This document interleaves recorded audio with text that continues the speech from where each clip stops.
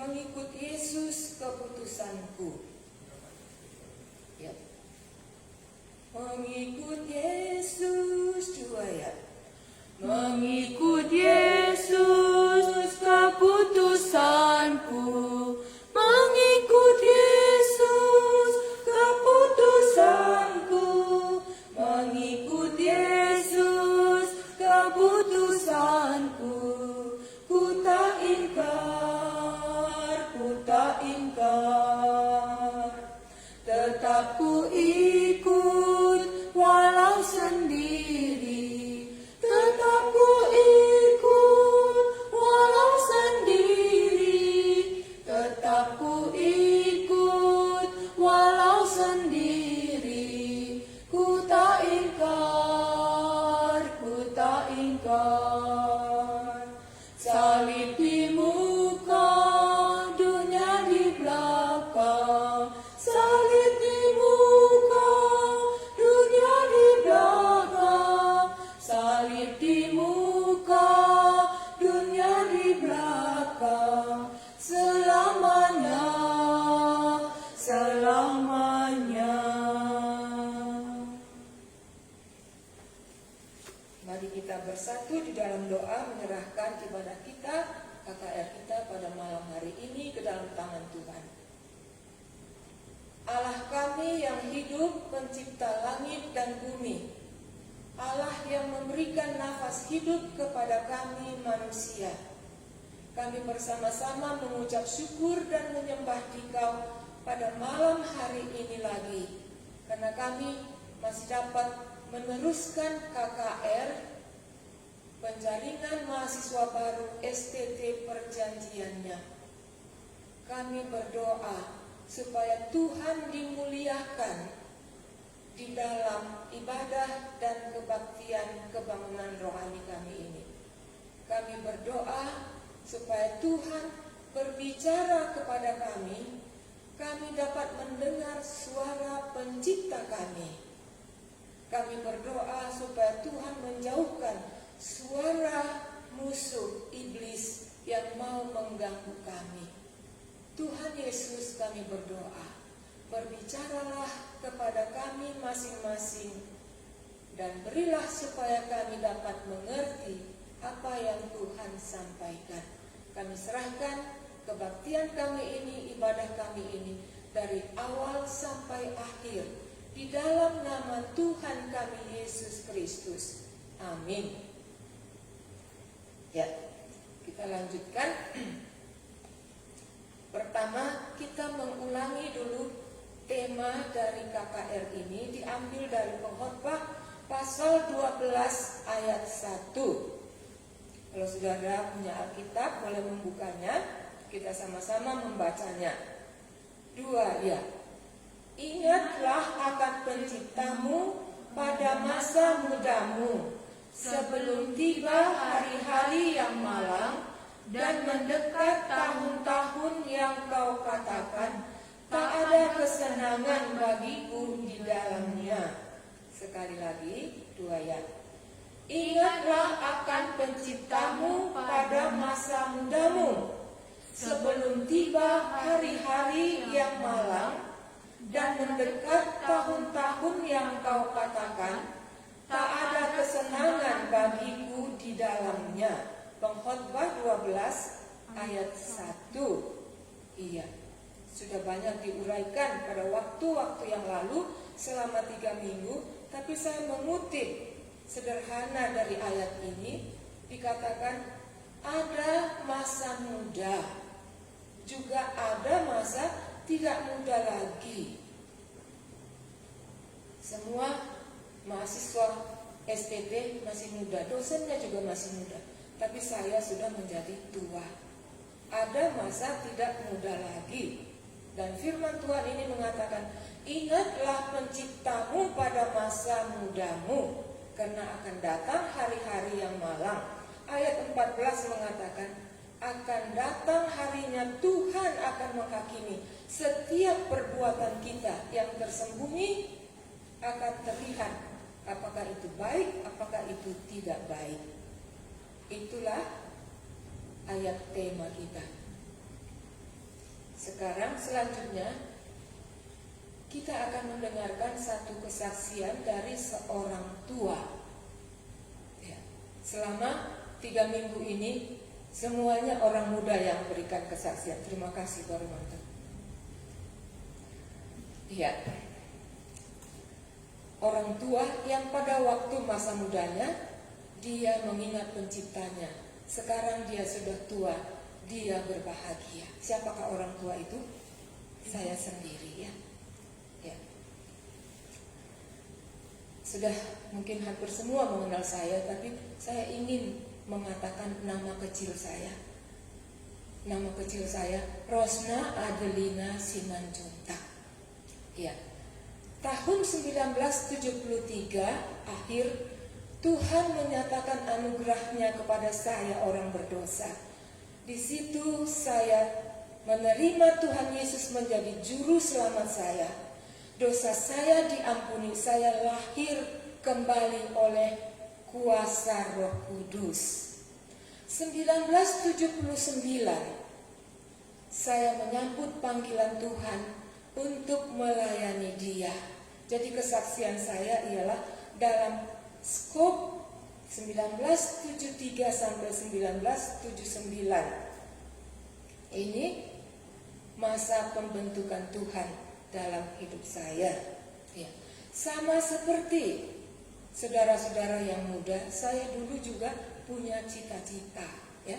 Cita-cita saya tidak tinggi, tidak hebat, tapi saya mau supaya saya bisa kuliah, supaya saya bisa dapat kerja, supaya saya bisa menikah, supaya saya bisa punya anak, supaya saya bisa punya rumah, supaya saya bisa punya ini dan punya ini.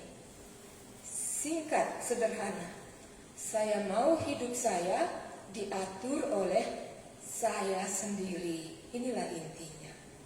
Saya tidak mau hidup saya diatur oleh orang tua saya. Saya tidak mau hidup saya diatur oleh Tuhan. Inilah saya. Sudah bertobat? Sudah. Itulah dia. Iya.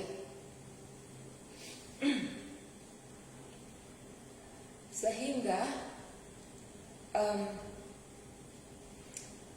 pada waktu itu saya mulai menjalani hidup saya. Kuliah, tamat, dapat kerja,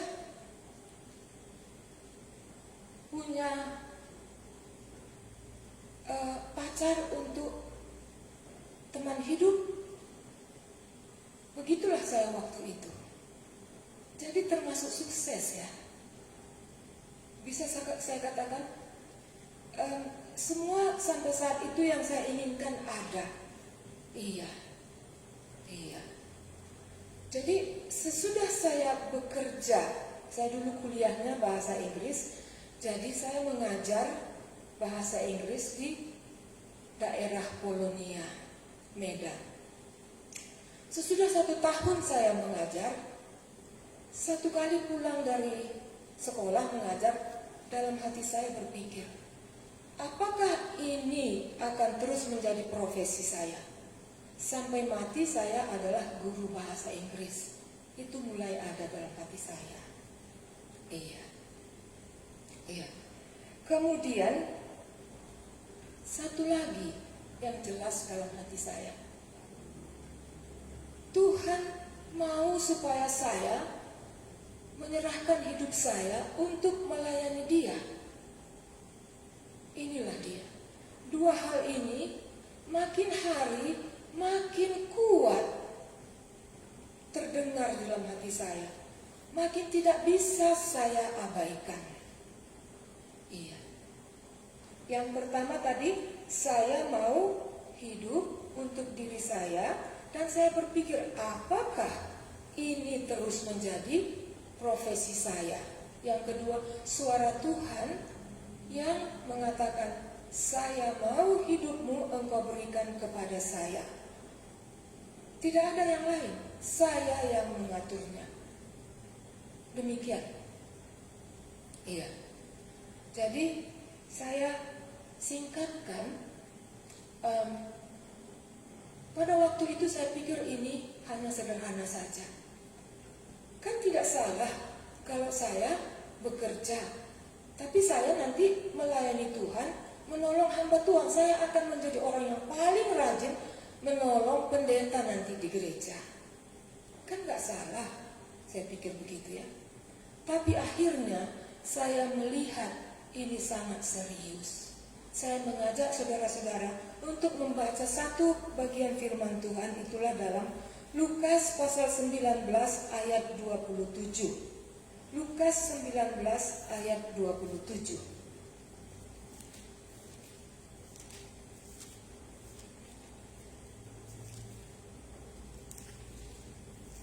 Saya bacakan.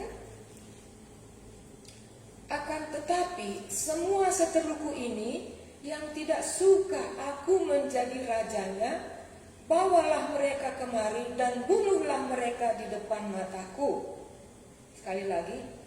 Akan tetapi semua seteruku ini yang tidak suka aku menjadi rajanya, bawalah mereka kemari dan bunuhlah mereka di depan mataku. Ya, ini kesimpulan dari perumpamaan yang diajarkan oleh Tuhan Yesus. Seorang bangsawan yang pergi ke negeri jauh untuk dinobatkan menjadi raja, tapi bangsanya itu tidak menerima dia menjadi raja. Kami tidak suka dia menjadi raja kami.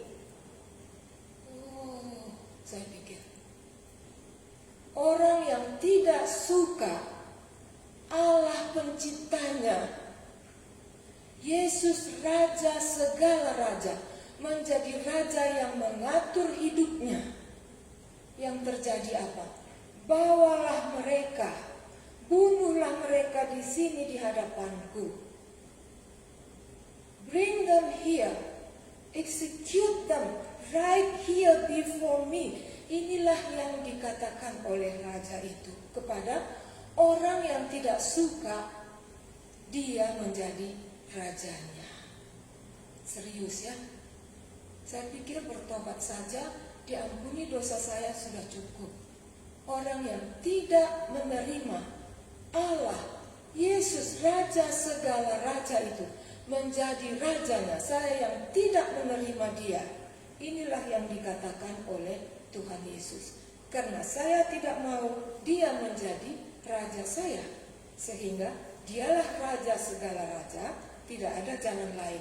Semuanya akan dibinasakan. Saya bisa menantang saudara-saudara yang masih muda. Siapakah raja di dalam kehidupan saudara? Siapakah yang menentukan keputusan dan arah masa depan di dalam kehidupan saudara? Saya sudah menyerahkan itu pada masa muda saya, dan sampai sekarang dia yang menetapkan segala sesuatunya di dalam kehidupan saya. Sekarang saya lanjutkan bagian pembentukan Tuhan dalam hidup saya.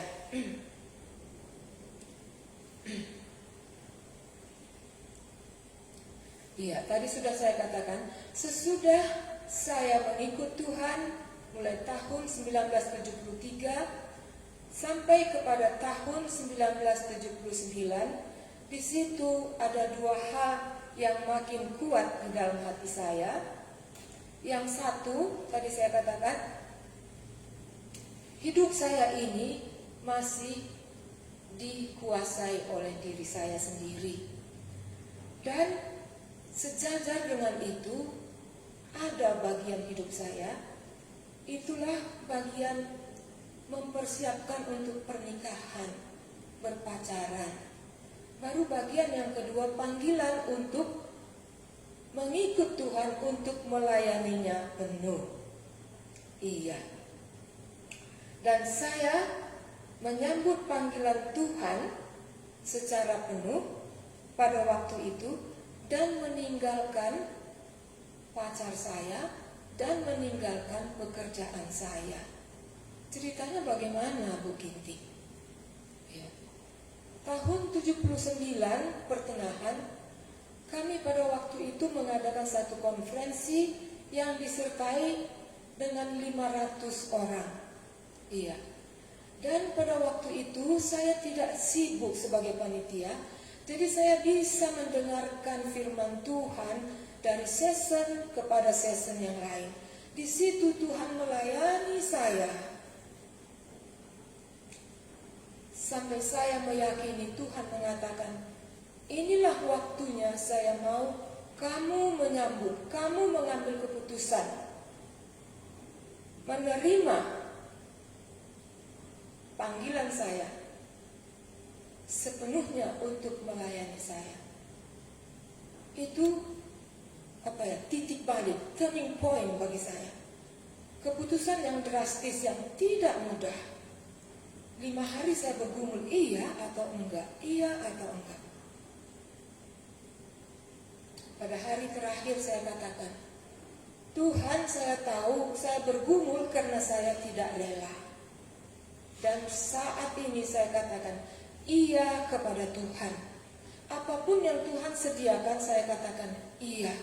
Kalau Tuhan katakan, putuskan pacarmu, tinggalkan pekerjaanmu, saya akan katakan iya, iya. Dan sepulang dari konferensi, saya masuk di kamar saya berlutut lagi, meneguhkan kembali dalam doa saya. Tuhan Yesus, saya menyambut Engkau sebagai Rajaku. Segala sesuatu masa depan hidupku, Engkau yang menetapkannya. Hidup saya sepertinya waktu itu seperti perahu yang berlayar, tapi masih ada tali-talinya yang diikatkan ke daratan. Dan pada saat itu saya sendiri yang dengan senang hati rela memutuskan setiap tali yang mengikat hidup saya, perahu saya ke daratan. Sekarang saya siap sebagai perahu yang akan dihembuskan oleh angin. Itulah Tuhan sendiri. Saya berlutut berdoa. Ini keputusan yang tidak akan saya cabut lagi, Tuhan. Sederhana saja. Iya. Dan besoknya atau minggu depannya, hari Senin, saya pergi ngajar. Saya katakan kepada kepala sekolah, Ibu, dalam waktu yang dekat saya berencana akan meninggalkan pekerjaan saya. Saya katakan ini supaya Ibu bisa menyiapkan pengganti saya. Saya sangat terkejut hari itu juga kepala sekolah mengatakan, selesai nanti semua guru mengajar, kita berkumpul di kantor, ada acara, dia katakan. Acara apa itu? Dia langsung buat perpisahan untuk saya. Dia suruh orang beli kado, dibungkus demikian rupa cantik. Dan kami makan dan dikatakan, Ibu Ginting memutuskan untuk tidak lagi bersama kita mengajar di sini. Dan di situ saya merasakan, saya seperti meniti satu jembatan atau sepotong kayu dari arah sini ke arah sana. Dan begitu saya sampai di sana, jembatan saya itu dicopot gitu ya. Iya. Langsung dibuat perpisahan. Jadi kalau nggak jadi malu ya, karena udah dibuat perpisahan. Itulah dia. Dan saya memutuskan pacar saya. Iya. Kemudian selanjutnya bagaimana? Saya mulai membaca Alkitab saya mulai dari kitab Kejadian. Kejadian, Keluaran dan selanjutnya. Dan saya bertemu dengan kitab Yosua pasal 21 ayat 45. Tahukah saudara apa itu? Dari segala yang baik yang dijanjikan Tuhan kepada kaum Israel, tidak ada yang tidak dipenuhi, semuanya terpenuhi. Waktu saya membaca ini, saya begitu terkesan. Terkesannya bagaimana? Saya terpesona dan kagum dengan Allah Israel yang berjanji dan menepati semua janjinya itu. Saya tidak sengaja menghafal, tapi terhafal oleh saya. Begitulah berkesannya. Pada waktu yang bersamaan, Pak Ginting di Kalimantan membaca bagian Alkitab yang sama, ya. Dan kesan sama Pak Ginting lain. Dia merasakan Tuhan berkata, wanita yang ayat ini adalah bagian firman Tuhan yang sangat berkesan dalam hidupnya, itulah yang akan menjadi istrimu. Begitu. Dia di Kalimantan, saya di Medan. Iya. Dan singkatnya, dia selesai kuliah, selesai praktek di Kalimantan, dia kembali ke Medan dan melamar menjadi staff worker di persekutuan di mana kami melayani. Iya. Dan persis pada waktu itu kami akan mengadakan satu konferensi tahunan dan akan membahas kitab Joshua. Di situ kami ada 5 orang pekerja yang penuh. Ada baiknya sebelum kita melayani orang dengan kitab Joshua, ada baiknya kalau kita belajar kitab Joshua dulu. Pak Ginting anjurkan kepada kami. Kami begitu gembira karena kami semua belum sekolah Alkitab, dia sudah sekolah Alkitab. Kamu yang pimpin, kami bilang begitu ya. Senang sekali kami. Iya. Kemudian dia bilang, sebelum kita mulai belajar, saya mau tanya, adakah di antara kalian yang punya ayat yang berkesan dari kitab Joshua ini? Katanya begitu. Terus saya nyeletuk gitu ya. Aku ada gitu. Lupa pasal berapa, lupa ayat berapa, tapi tahu aku ayatnya. Dan segala yang baik yang dijanjikan Tuhan kepada kaum Israel, tidak ada yang tidak dipenuhi. Semuanya terpenuhi. Dengan puasnya saya karena ayat itu begitu berkesan bagi saya. Kata Pak Ginting, dia tertawa. Saya marah sama dia. Kenapa kamu tertawa? Saya rasakan ketawanya agak gendut gitu ya. Anak laki-laki ini, saya pikir begitu waktu itu. Tapi kami teruskan ya. Dia lihat saya belum siap waktu itu. Jadi selanjutnya bagaimana Bu Ginting, Pak Ginting menyatakan cintanya? Gitu mungkin ya pertanyaannya. Karena kami staff worker, kami melayani. Satu kali kami melakukan pelayanan di Camping Pramuka Bandar Baru ya. Selesai itu pulangnya sambil kami menunggu bus, kami berjalan di situ. Disitulah disempatkannya. Dia caranya gimana ya?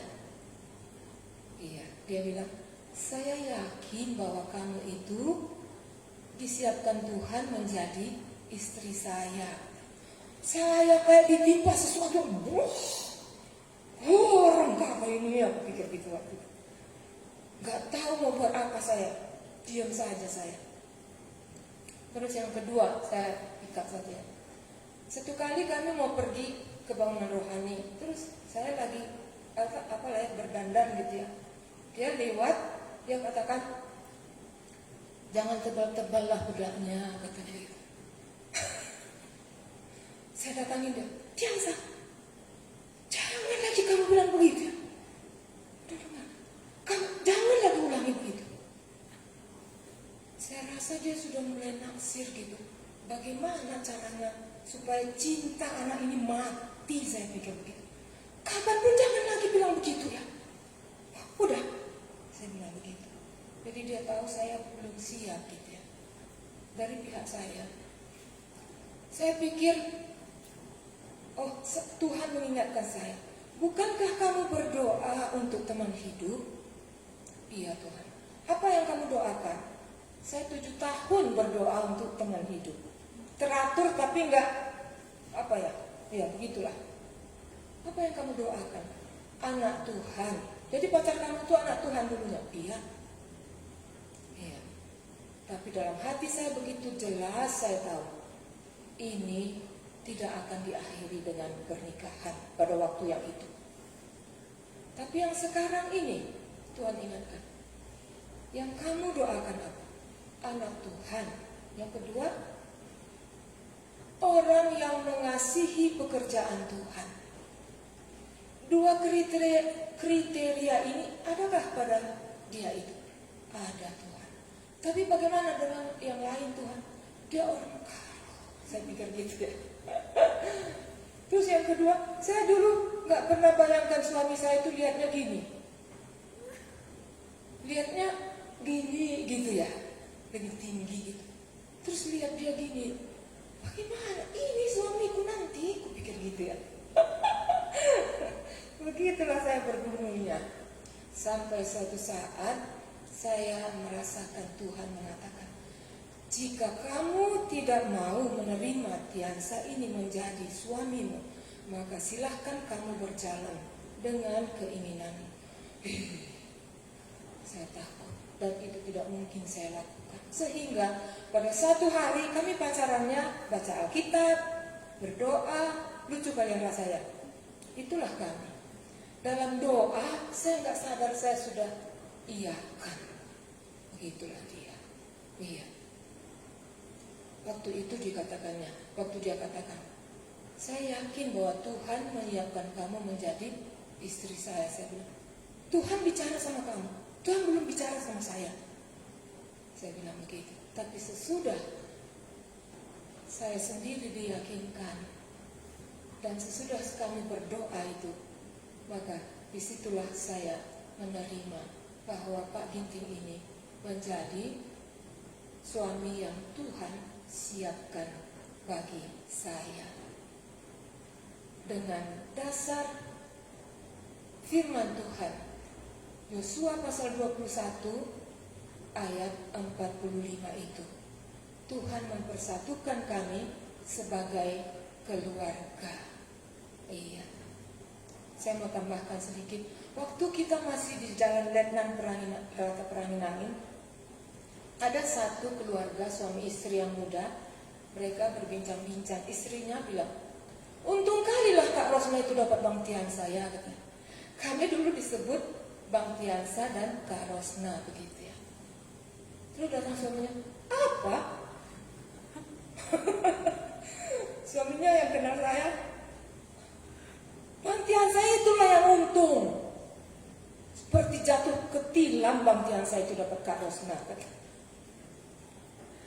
Sekarang siapa yang untung ya? Pak Ginting atau Ibu Ginting? Saya kira Tuhan Yesus yang untung. Tapi tadi siang kami berbincang-bincang dengan Pak Ginting. Saya pun untung, Pak Ginting pun untung. Nanti untungnya Tuhan kita bisa lihat ya. Untungnya saya, kalau saya tak menikah dengan Pak Ginting, satu, saya nggak akan ke Tibet, gitu ya. Dan saya tidak akan seperti saya sekarang ini, saya kira. Ya. Pada awal pernikahan saya mengucap syukur. Saya katakan, Tuhan, saya berterima kasih Engkau berikan suami yang mengasihi Tuhan, mengasihi pekerjaan Tuhan lebih dari semuanya. Itulah kebahagiaan saya. Pak Ginting untung kan? Untunglah. Dapat istri bisa bahasa Inggris, bisa pergi ke Tibet. Saya yang menjadi, apa namanya itu yang di depan-depan itu ya, anjing yang gonggong-gonggong gitu ya. Yang jadi mahasiswa saya, yang jadi guru bahasa Inggris saya. Dia di rumah-rumah saja. Bukan di rumah saja ya, dia mengerjakan bagian yang penting yang lain. Iya. Mengapa saya ungkapkan ini, siapa yang untung? Ini berkali-kali Pak Ginting katakan, dia berbeban dan rindu supaya pemuda-pemudi GKMI perjanjiannya akan mengalami Tuhan mempersatukan pemuda yang mengasihi Tuhan, pemudi yang mengasihi Tuhan, menikah dan kerajaan Tuhan dibangun. Apa? Kerajaan Allah supaya dibangunkan. Ini dalam hati Pak Ginting, dalam hati kami. Iya. Pernikahan yang diatur oleh Tuhan akan membawa kemuliaan bagi Tuhan, untung bagi kerajaan Tuhan. Jadi Pak Ginting untung, Bu Ginting juga untung, Tuhan Yesus juga untung. Itulah kesaksian saya, bagaimana Tuhan membentuk saya sampai saya meninggalkan pekerjaan, meninggalkan pacar saya yang dulu, dan saya berbahagia. Iya. Sekarang kita lanjutkan, kita menyambut firman Tuhan. Kita bernyanyi dari yang tadi ya, ayat yang ketiga, nomor 28. Allah panggil kaum muda yang tak sayang diri. Tak sayang, dulu saya sudah punya kerja, sudah dapat gaji, sudah beli cincin emas, gak sayang saya ya. Allah dua ya. Allah panggil kaum muda yang tak sayang diri, rela serahkan hidupnya pada yang telah memberi, supaya dibangunkan kerajaan Allah. Allah panggil kaum muda yang digerakkannya. Kita mendengarkan firman Tuhan.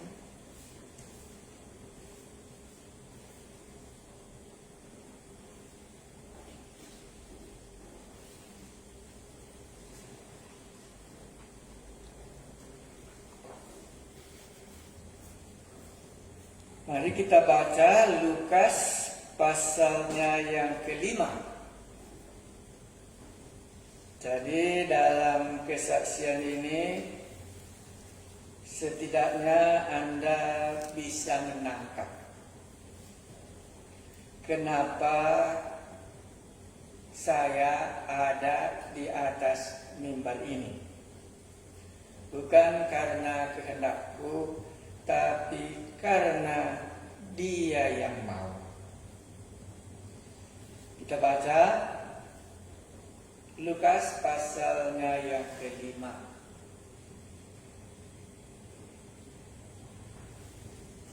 Dalam bagian ini kita coba membuat pemikiran pertama sekali. Adakah orang rugi menjadi hamba Tuhan? Anak kami itu sajalah menjadi pertanyaannya waktu dia muda. Secara prinsip, apakah ada orang rugi kalau dia mengikuti apa yang Tuhan Yesus katakan? Mari kita baca Lukas pasal 5. Dan nanti perkataan ini Anda akan ingat waktu kita berjumpa di surga. Adakah orang rugi kalau dia mengikuti panggilan Tuhan Yesus menjadi hambanya? Mari kita lihat, penjala ikan menjadi penjala manusia. Tahu artinya ini ya? Jadi perubahan dari satu pekerjaan pindah kepada pekerjaan yang berikutnya. Tadi kerjanya menangkap ikan, sekarang kerjanya memberitakan Injil, menjala manusia supaya dia bisa berguna. Karena ikan di lautan tidak berguna bagi manusia. Ikan yang di rumah, itulah yang bisa kita makan. Dengan demikian, si penafsir memulainya, penjala ikan menjadi penjala manusia. Rugikah Simon Petrus menjadi penjala manusia dengan meninggalkan penjala ikannya sebagai businessman? Pada suatu kali Yesus berdiri di pantai Danau Genesaret, sedang orang banyak mengerumuni dia hendak mendengarkan firman Allah. Di mana lokasinya? Itulah yang diceritakan dalam ayat 1. Itu di daerah Genesaret, dan orang mengerumuni. Kenapa? Karena mereka mau mendengarkan firman Allah. Kenapa manusia ini mau mendengarkan firman Allah? Jawabnya tidak payah ya. Kenapa anak baby ini kok mau mendengarkan suara ibunya? Jawabnya nggak payah. Karena itulah yang bisa memenuhi hati bayi ini waktu dia mendengarkan suara ibunya. Itulah alasannya di sini. Pada suatu kali Yesus berdiri di pantai Danau Genesaret, sedang orang banyak mengerumuni dia hendak mendengarkan firman Allah. Ayat 2. Ia melihat 2 perahu di tepi pantai. Nelayan-nelayannya telah turun dan sedang membasuh jalan. Ini situasi pekerjaan sewaktu kita ada di bumi. Ada nelayan ya, karena di pantai. Ia naik ke dalam salah satu perahu itu, yaitu perahu Simon. Dipinjamnya ya. Dan menurut dia supaya menolakkan perahunya sedikit jauh dari pantai. Jadi Yesus nampaknya dekat dengan Simon Petrus ya. Atau dekat dengan grup ini. Waktu saya baca, inilah mungkin yang ketiga kali panggilan Petrus. Bukan pertama kali dia mendengar panggilan Tuhan Yesus. Ini ketiga kali. Makanya sudah kenal dia Simon Petrus, pinjamlah perahumu katanya, karena sudah mereka bersahabat, ya. Iya. Dan menurut dia supaya menolakkan perahunya sedikit jauh dari pantai. Lalu dia duduk dan mengajar orang banyak dari atas perahu itu. Yesus meminjam perahu Simon Petrus karena itu sahabatnya, dan hajarlah dia kepada orang itu. Orang ramai tadi sangat mendengarkan firman Tuhan. Dan 4, setelah selesai berbicara, ia berkata kepada Simon. Nampaknya figur bintang filmnya di sini orang banyak, tetapi yang paling banyak diceritakan karena itulah buah hati Yesus. Dia senantiasa berbicara kepada Simon walaupun 2 perahu. Dengan sengaja dipilihnya. Dan setelah selesai berbicara, ia berkata kepada Simon lagi, bertolaklah ke tempat yang dalam dan tebarkanlah jalamu untuk menangkap ikan. Yesus mendekati Simon Petrus dengan cara yang berbeda. Tadi dia mendekati Simon Petrus dengan menyampaikan firman Tuhan. Sekarang Simon Petrus lagi didekatinya, cobalah tebarkan jalamu sekali lagi. Ya, jadi Yesus masuk ke dalam selah-selah pekerjaan bisnisnya Simon Petrus. Yesus sampai ke dalam bagian itu. Ayat 5. Simon menjawab, ya itulah namanya sudah bersahabat. Simon menjawab, Guru, telah sepanjang malam kami bekerja keras dan kami tidak menangkap apa-apa. Ayat ini sangat berkesan bagi saya. Simon terbuka dalam nasibnya hari itu, rezekinya pada hari itu, tidak dapat menangkal apa-apa. Boleh dikatakan malam itu adalah malam sial. Sebagai penangkap ikan gagal pulang ke rumah. Jadi kalau lihat karakternya Simon, baik ya, sudah pun gagal, tapi waktu Tuhan Yesus suruh, perahumu katanya masih dikasihnya. Sesudah itu bisa diungkapkannya keluhannya. Dinyatakannya lah keadaan hidupnya apa adanya. Apa keadaan hidupnya pada saat ini? Guru. Di sini Yesus sebagai guru bagi dia ya. Karena tadi baru mengajar firman Tuhan, jadi cocok. Guru, telah sepanjang malam kami bekerja keras. Maka pulanglah ke rumah dengan tangan yang kosong. Tidak menangkap apa-apa, hidup pada hari itu adalah hidup yang tidak berhasil. Itulah maka temanya saya buat di situ, kegagalan Simon Petrus. Kedatangan Yesus mengunjungi dia. Simon menjawab, Guru, telah sepanjang malam kami bekerja keras dan kami tidak menangkap apa-apa. Memang baik. Waktu Yesus datanglah, baru bisa kita mengungkapkan apa isi hati kita kepadanya. Hal ini terjadi karena Yesus ada di situ. Cerita ibu ginting tadi bisa ada karena Yesus hadir. Dan dia menyatakan rahasianya. Dia mau bahwa Ibu Ginting harus meninggalkan pekerjaan yang sudah diberikannya. Dia harus menjadi hambanya, karena itu kehendak Yesus gurunya yang ada di tengah-tengahnya. Maka sangat berbahagialah seorang baby, seorang bayi, seorang anak waktu dia mendengar ibunya ada di dekatnya. Maka sangat berbahagialah kita kalau Yesus dekat dengan kita dan dia mau menyatakannya seperti kepada Simon Petrus. Simon, kupinjam perahumu. Simon, tolakkanlah jalamu. Sudah sepanjang malam guru nggak dapat ikan. Terhiburlah hati bayi itu waktu mendengar suara penciptanya.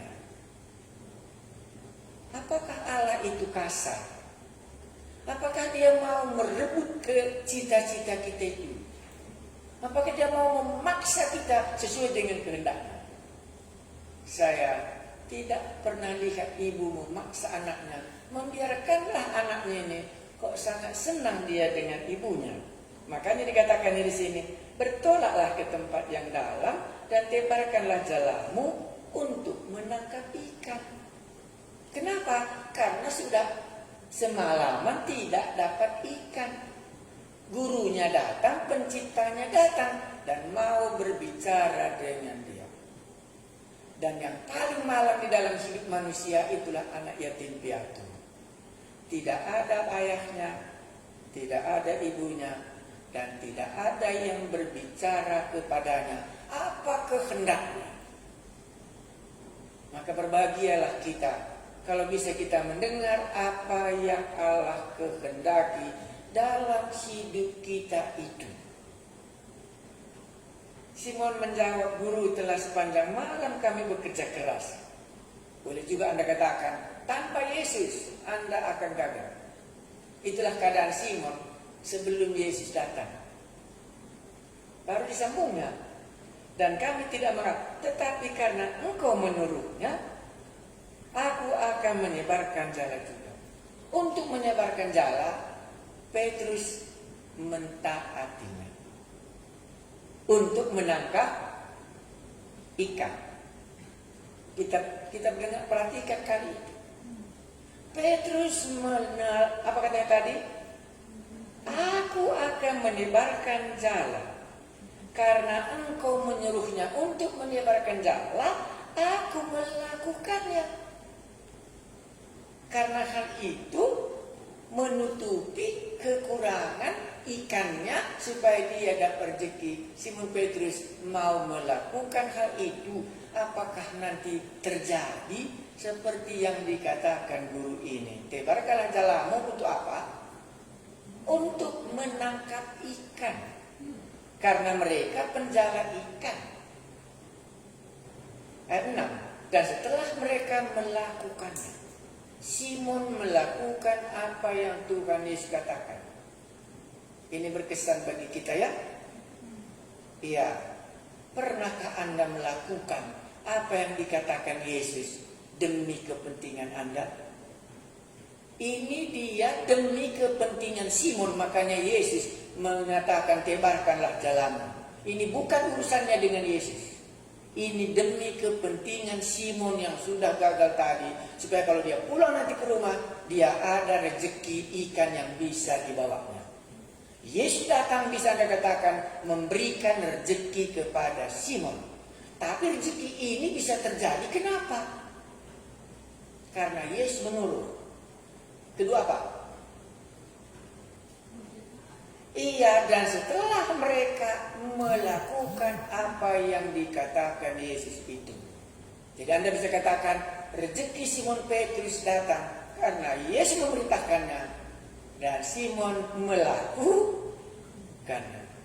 Sampai hari ini aku sangat rindu sekali setiap hari supaya Tuhan memerintahkan sesuatu supaya bisa kulakukan. Dan itu nanti akan ada hasilnya, bisa dibawa pulang. Dan setelah mereka melakukannya, mereka menangkap sejumlah besar ikan sehingga jala mereka mulai koyak. Berhasil melakukannya dan mendapatkan hasilnya. Walaupun sangat bertentangan dengan pikiran Simon tadi ya, sudah sepanjang malam, ini sudah dipakai tadi khotbah, ini sudah dipakai tadi perahuku, suara Tuhan Yesus sudah didengar oleh orang lain, dan semua manusia hidup di situ. Ya ikan sudah pasti larilah, karena ikan kan takut ditangkap oleh manusia.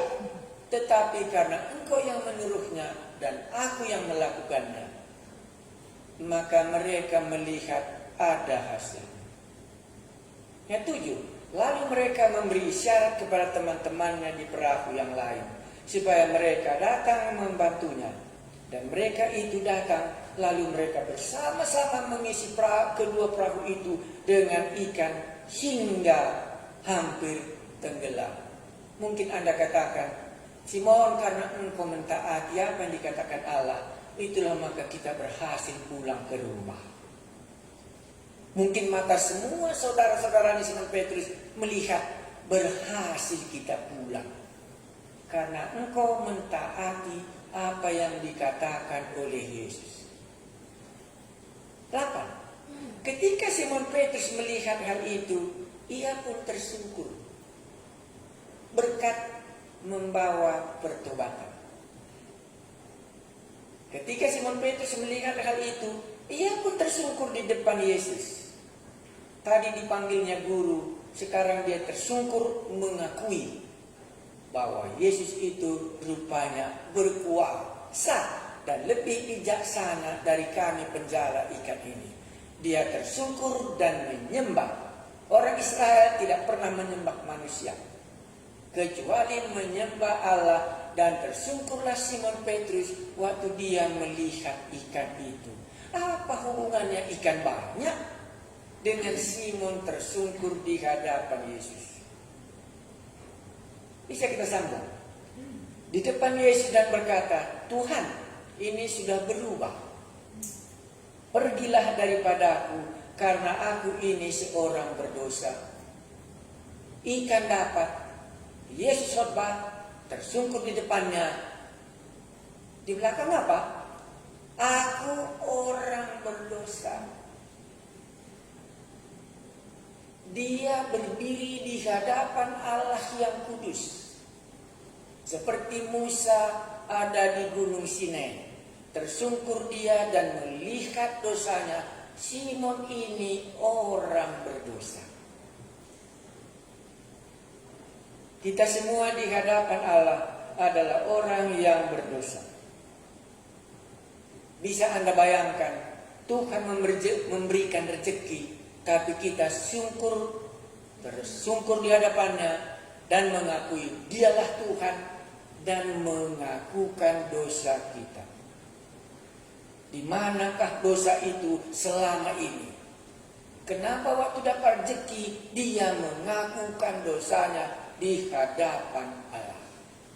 Malam ini, adakah di antara kita bisa menemukan dosanya di hadapan Yesus? Saya pernah mendengar satu cerita pendeta dia khotbah.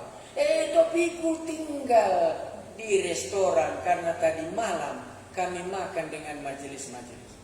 Waktu pendeta ini katakan, topiku tinggal di restoran, jemaat mengingat topinya tinggal di tempat pelacuran. Sama. Simon Petrus melihat ikan banyak. Dia mentaati apa yang Tuhan Yesus katakan. Dan waktu itu terjadi, ini Tuhan yang mengetahui segala apa yang ada di dalam hatiku. Umumnya karena kita sakit-sakitannya, maka kita tanya soal dosa. Karena seolah-olah Allah menghukum kita melalui penyakit, baru kita bersedia mengakukan dosa. Tapi Simon bukan demikian. Waktu Tuhan memberikan rezeki, dia menemukan dirinya sebagai orang berdosa. Memang kalau dia belum mengakui dosanya, dia belum bisa menjadi hamba Allah. Kita lanjutkan. Sebab ia dan semua orang yang bersama-sama dengan dia takjub oleh karena banyaknya ikan yang mereka tangkap. Ayat 9, orang takjub karena banyak ikan dapat. Tapi Simon bukan demikian. Dia mengakukan dosa. Demikian juga Yakobus dan Yohanes anak Zebedeus yang menjadi teman Simon. Jadi bukan sendiri. Kata Yesus kepada Simon, ya, jangan takut. Mulai dari sekarang engkau akan menjala manusia. Berubah. Waktu Sakeus mengakukan dosanya, 4 kali lipat kukembalikan dan kuberikan kepada orang miskin. Dan Tuhan Yesus katakan, hari ini terjadilah keselamatan di rumah ini. Simon Petrus waktu mengatakan, aku ini orang berdosa. Jadi kita orang berdosa mengaku kepada Tuhan Yesus, tidak usah kita takut. Seperti Simon Petrus di sini. Jangan takut, mulai dari sekarang engkau akan menjala manusia. Tadi cuma ikan diberikan Yesus, sekarang berubah statusnya menjadi penjala manusia. Inilah panggilan Yesus kepada Simon Petrus. Mungkin Anda boleh katakan, berubah statusnya dari penjala ikan, dari bisnis menjadi penjala manusia. Rugikah nanti Simon Petrus ini? Bangkrutkah nanti perusahaannya itu? Menjadi miskinkah nanti dia kalau dia tinggalkan jalannya dan mengikut Yesus? Dan sekarang dia menjala manusia menjadi rasul. Baru disambung ayat 11. Dan sesudah mereka menghela perahu-perahunya ke darat, mereka pun meninggalkan segala sesuatu lalu mengikut Yesus. Kata apa yang Anda berkesan dalam ayat 11 ini? Mengikut Yesus? Inilah testingnya kita. Benar-benar kita mengakui Yesus itu Tuhan dan Juru Selamat kita. Kata apa yang Anda berkesan dalam ayat 11 ini saya baca. Dan sesudah mereka menghela perahu-perahunya ke darat. Tahu artinya itu ya? Sesudah mereka menghela semua rezeki itu. Sesudah berkat banyak dapat ikan. Baru dikatakannya, mereka pun meninggalkan segala sesuatu. Lalu mengikut Yesus.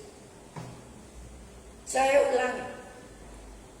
Mereka pun meninggalkan segala sesuatu. Lalu mengikut Yesus. Ibu Ginting tadi dalam hatinya, sampai selamanyakah aku hanya menjadi guru seperti ini sampai tua? Atau adakah pekerjaan yang lebih mulia? Sampai selamanyakah aku jadi tukang ikan, lantas bisnis ikan ini sampai tua? Makanya berkesan bagi kita di sini. Mereka pun meninggalkan segala sesuatu. Salahkah ikan yang diberikan itu? Salahkah bisnis yang sudah berhasil dibuat Yesus pada hari ini? Tidak salah. Tapi itu bukan urusan Simon. Itu urusan orang tuanya dan semua company-nya. Tetapi Simon meninggalkan segala sesuatu yang dia nugerahkan ini dalam semua berkat materi. Dan sekarang dia mengikut Yesus. Ditemukan Petrus jalan hidupnya yang baru. Inilah yang aku mau katakan. Ditemukan Petrus jalan hidup yang baru. Abraham meninggalkan tanah Ur Kasdim, menemukan jalan hidup yang baru, pindah ke tanah Kanaan. Musa menemukan jalan hidup yang baru, meninggalkan tanah Midian, membawa umat Israel keluar dari tanah Mesir. Ditemukan Petrus jalan hidup yang baru. Karena Tuhan Yesus katakan kepadanya, jangan takut, mulai dari sekarang engkau akan menjalam manusia. Dan sesudah mereka menghela perahu-perahunya ke darat, mereka pun meninggalkan. Kalau kita mau mengikuti Yesus, ada yang harus kita tinggalkan. Mungkin ada di antara kita ini sudah lama mengikuti Yesus. Makanya inilah panggilan Petrus yang ketiga kali yang saya tahu dalam cerita ini. Tapi panggilan pertama, kedua, mungkin dia tidak meninggalkan apa-apa, hanya mengikut Yesus. Tidak ditinggalkan, tapi mengikut Yesus. Bahkan nanti masih jumpa kita Yohanes pasal 21, kembali lagi dia menangkap ikan. Adakah yang Anda tinggalkan baru mengikut Yesus? Perpisahan dengan guru-guru, itulah yang ditinggalkan oleh Ibu Ginting dan menjadi hamba Tuhan. Gaji tanggal 1 menjadi putus. Ditinggalkan dan mencari pekerjaan yang baru. Di mana pekerjaan itu? Harus ada yang kita tinggalkan, saudara-saudara, kalau mau mengikuti Yesus. Ini Simon Petrus mengaku dosanya dan dia tinggalkan itu, dan dia tinggalkan berkat yang diberikan oleh Tuhan ini, dan dia mengikuti Yesus. Tanpa meninggalkan, tidak mungkin mengikutnya. Maka saya tutup tadi di sini. Ditemukan Petrus jalan hidup yang baru sebagai pemuda-pemudi. Karena itu yang kita mau. Sekarang Anda dapat bertanya, rugikah Simon Petrus meninggalkan segala sesuatunya ini dan mengikut Yesus sebagai rasul? Berhasilkah atau rugi? Tadi sudah diberikan Yesus buktinya, dia berhasil menangkap ikan.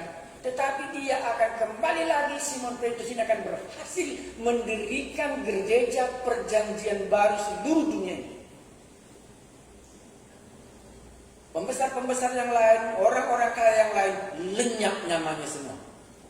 Tapi Simon Petrus sampai hari ini tidak akan lenyap di dalam kerajaan Allah.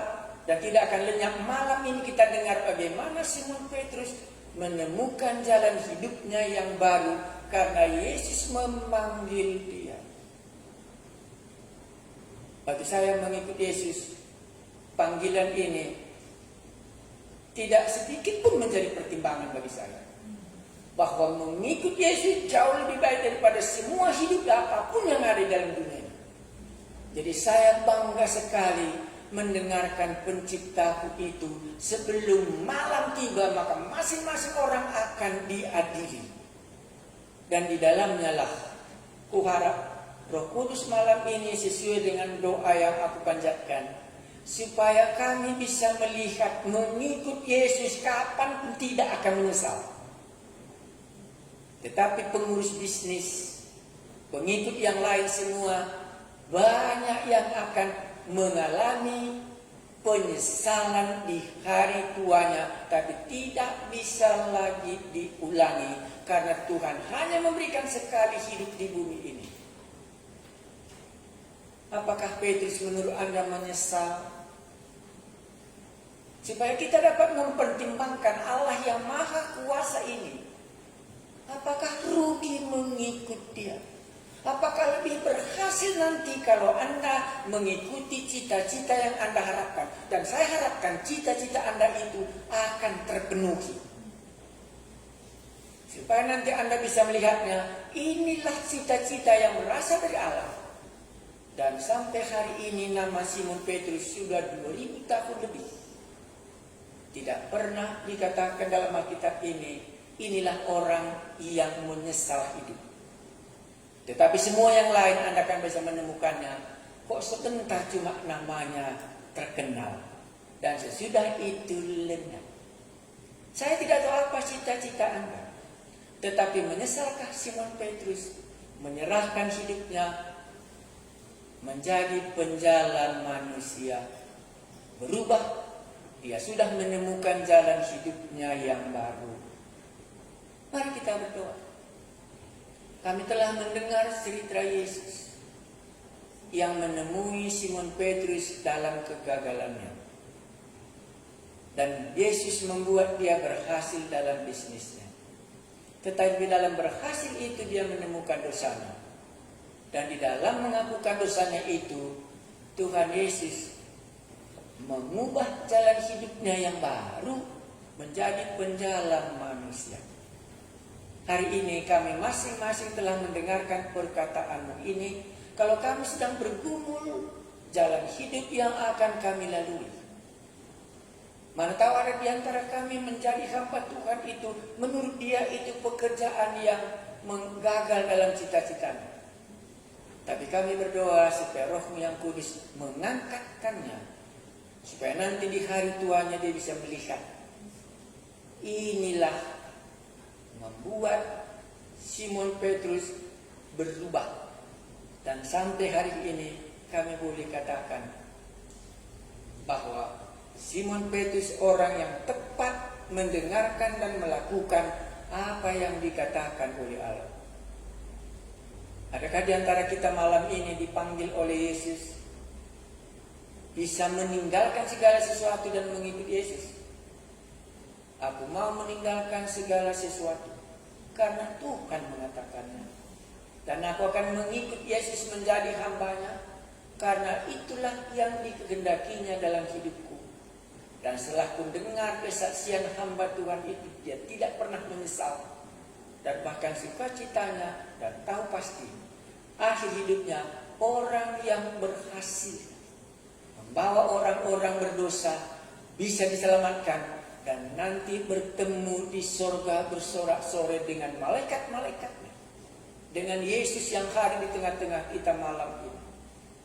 Adakah di antara kita orang berdosa mau bertobat? Dan adakah di antara kita meninggalkan yang tidak berkenan di hadapan Allah dan mengikut Yesus? Ambillah keputusan Anda malam ini, sehingga Anda tahu di hari tua saudara, kami sudah dahulu muda sebagai orang yang mengambil keputusan menjadi hamba Tuhan, dan hari ini sudah menjadi tua. Tetapi kalau boleh kami katakan, dengan semua sebaya kami jauh lebih berbahagia mengikut Yesus. Panggilan yang dia berikan itu dengan sukacita, dengan kuasa Roh-Nya yang kudus, menyertai dari hari ke hari, dan di dalamnya lah hidup ini berarti bagi Allah dan berarti bagi manusia. Ambillah keputusan sebelum kita katakan amin. Sudahkah Anda menemukan jalan hidup Anda yang baru sesudah Anda bertobat? Atau sesudah bertobat tapi cita-citamu masih jalan terus? Boleh. Sampai nanti gagal baru kembali? Boleh. Tetapi kalau malam ini Tuhan berbicara kepadamu, engkau seperti Simon Petrus dalam persimpangan jalan, meninggalkan dosa itu dan mengikut Yesus. Terpujilah namamu, Yesus Tuhan dan Juru Selamat kami yang hadir di tengah-tengah kami, berbicara kepada kami masing-masing. Terpujilah namamu, Engkaulah Yesus yang kami muliakan. Engkaulah Juru Selamat kami yang sudah menyelamatkan kami. Amin. Baik, terima kasih. Sampai kita ketemu besok lagi jam 8. Terima kasih banyak. Sampai kita ketemu besok jam 8 kembali. Kalau ada pertanyaan Anda, ini nomor HP saya.